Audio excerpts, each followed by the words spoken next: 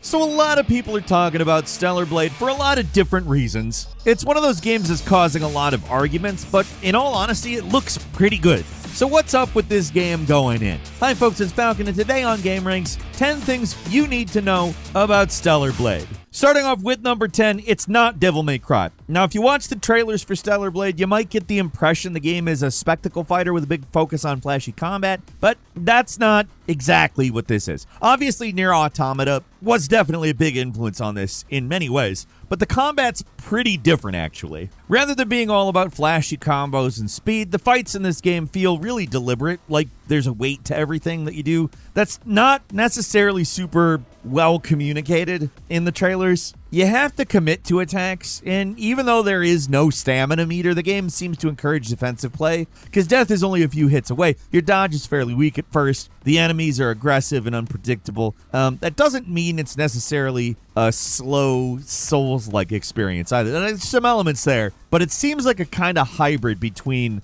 the two styles, at least in the early game as presented in the demo. There's a real incentive here to get perfect dodges and perfect parries, so it's one of those kind of action games. If you're sick of parry-heavy games, this isn't going to change your mind, but it seems a little more forgiving with the timing compared to certain other games out there. It seems like an amalgam of a lot of different things. Hard to categorize it as one specific thing. I don't know that it really leans towards anyone in particular, which I kind of like personally, but I guess the closest thing you could reasonably describe it is as a Souls-like, but with a lot more going on that doesn't really fit the Souls-like mold. You'll see exactly what I mean in the next points.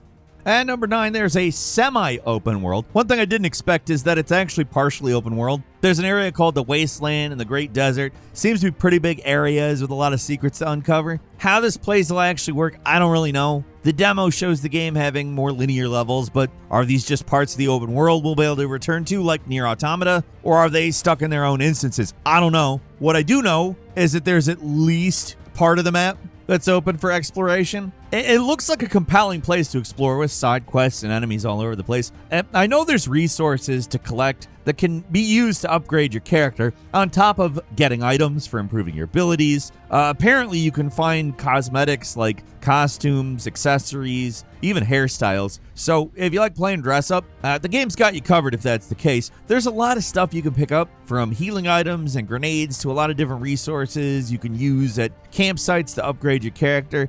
There's upgrades for your weapons. You can increase the amount of rechargeable healing items you can carry. The gear slot upgrades that allow you to slot in some more stat-enhancing gear on your equipment screen. Lots of stuff going on.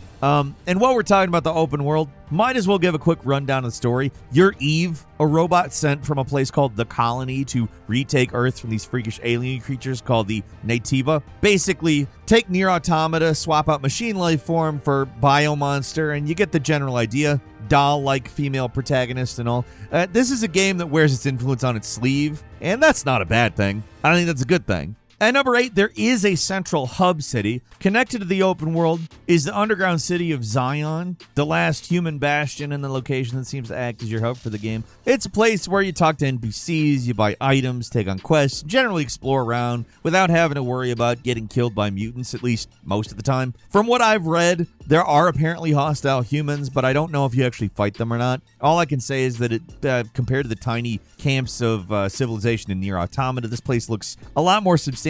According to this blog post by the head developer, you can scavenge for hypercells in the open world environments, which can be returned to Zion to turn the city back to its original glory, which makes it so that Eve will meet more characters and unlock more side quests. So there isn't any footage of it anywhere, but the game has fishing. How do I know? Because there's control options for it in the demo settings. At number 7, here's a closer look at the combat systems for you. The more open world design aspects are interesting about this game, but the real draw is, of course, going to be the combat. You have two different attack buttons. You have a light attack and a heavy attack. There's a block and a dodge. It's standard stuff as far as these games go. You're free to simply pummel your enemies with basic attacks, but to avoid damage, you're going to have to rely on well-timed dodges and parries. Neither you or your enemies have stamina. Instead, enemies have this thing called a balance gauge, which depletes by 1 every time you hit a perfect parry. Deplete the meter completely, you can perform a powerful retribution move, which is it's a pretty satisfying move. Along with your standard attacks, there's a special rush attack where you teleport forward forward by holding triangle. That makes getting up close to an enemy easy. And there's special beta attacks that you perform by holding L1 and pressing a face button. There's also God of War style special moves that do a lot of damage but cost energy to perform. One unique addition is this shield meter. It provides damage reduction when it's full, which is pretty significant if you compare how much damage Eve takes when you're not shielded. So getting hit too many times in a row can quickly deplete your shield, which is just another way that the game prioritizes precision and care. If you just go in swinging like crazy and tank enemy hits, your shield is going to drop fast. Overall, the combat in the demo is pretty responsive and satisfying, if you ask me. I've seen people complain that the input lag in the game is bad, but I've seen a really odd solution that actually seems to work. Turn off the HDCP in the system settings while running the game. It sounds dumb, but for whatever reason, it seems to work for the demo. And number 6 is skill trees. Combat is not too complex in the demo of this game, but if the skill tree is anything to go by, it will absolutely change in the final game. There are only 3 skill trees currently: Attack, Beta, and Survival, and there is 2 more locked. Attack is just your various moves, most of which are unlocked right from the start, but Beta has all these other special attacks you can unlock. And for the face buttons, and Survival greatly expands your ability to dodge and deflect enemy attacks. The Survival tree is the real game changer here. It includes multiple modified dodge abilities that allow you to more effectively avoid and counter unblockable attacks, and even has a skill that makes the perfect dodge timing more forgiving. With the survival skills unlocked, I feel like the game's going to look a lot different when played by somebody with the necessary skill. The dodge starts off really weak in Stellar Blade, but if all these skill tree upgrades are for real, it's probably going to be very effective in the final game.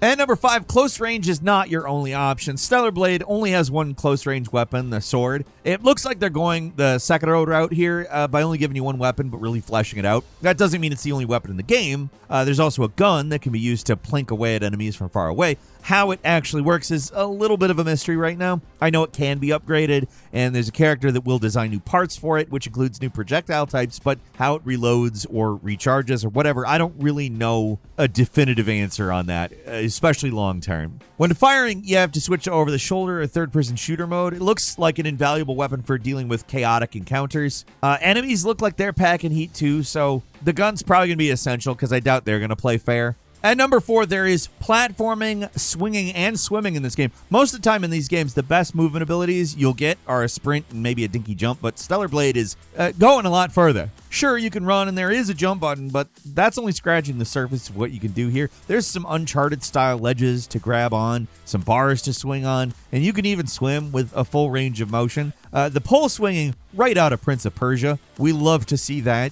It's one of those platforming staples you don't see much of anymore. So I appreciate them trying to mix up movement a bit in this game. It's interesting. Having some actually interactive elements of the environment makes the exploration a lot more interesting, and all these moves allow for some vertically inclined environments. I don't know if the game's actually going to incorporate all these movement powers well, but they're there, and I like them. I hope that as we get into the mid or even the late term of the game, you see them utilized. But we'll see.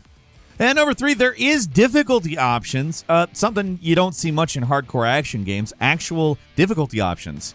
Stellar Blade has 2, normal, which straight up tells you it's going to be challenging, and story, which weakens enemies, and that's about it. So if you're interested in the game, found out it's more of a Souls-like than you expected, and maybe lost a little interest, maybe there's still a chance. I don't know how much easier story mode actually is, but I appreciate the game at least giving us the option. And number 2, costumes apparently are going to be free for the most part. If you look at the game, the character, and the developer's previous work on mobile game projects, and your first thought is that this game is going to be filthy with microtransactions, I don't think you'd be remiss for having that instinct. But the director, if he's to be believed, says that's not going to be the case. The game's going to come with 30 costumes you can earn in-game, and while there are the sort of usual pre-order bonus clothing options, apparently post-launch there is not going to be microtransactions. They are planning on updating the game with a new Game Plus mode and additional downloadable costumes, but the ones they have planned are apparently going to be free. The director stressed that it may change for certain costumes if they're brand collaborations, but make sure to emphasize that that all the costumes in the game right now are free and can be earned in-game. That includes accessories and hairstyles, so it sounds fairly generous as far as these types of games go. Whenever I see a game like this, my brain just always goes straight back to Dead or Alive 6 and the ridiculous amount of DLC and microtransactions they had. So imagine my surprise when this game looks like it's closer to Spider-Man with how generous it is in the costume department. And yeah, if you have to know, there is a costume where you're basically naked. Yes, we get it, but actually playing in it isn't a good idea because Eve will have no shield. Like, if you went out onto the battlefield completely naked, you would be much more vulnerable, and that's the case here. And finally, at number 1, some release date and bonus information. Stellar Blade is releasing exclusively on the PS5, April 26th, both digitally and physically. There are some pre-order costumes and some more expensive deluxe edition stuff that adds a few more accessories as well as some starter money and gold, which is kind of annoying. I don't really know why special editions do this other than, to make money. It's pretty dangerously close to pay to win, even though seriously most of the time these bonuses are so small they don't really matter. Either way, they don't add anything to the game. Just get rid of them. I'm not trying to single out Stellar Blade here either, but that doesn't mean I have to like it. And also, I don't have any better place to put this, but the game will launch with 3 separate graphics options. Performance, which locks the game at 60 frames per second. Resolution, which is 4K. And balance, which is a mix between the two. The devs have been pretty vague about what exactly this means. All I know is that there's 3 different graphics modes. This one looks pretty promising from the trailers, and the demo is definitely solid. And your progress will carry over into the final game from the demo, which I really, really like. So if you're interested at all, check it out. You can right now. And that's it for today. Leave us a comment. Let us know what you think. If you like this video, click like. If you're not subscribed, now's a great time to do so. We upload brand new videos every day of the week. Best way to see them first is, of course, a subscription, so click subscribe. Don't forget to enable notifications. And as always, thank you very much for watching this video. I'm Falcon. You can follow me on Twitter at Falcon the Hero. We'll see you next time right here on Gameranx.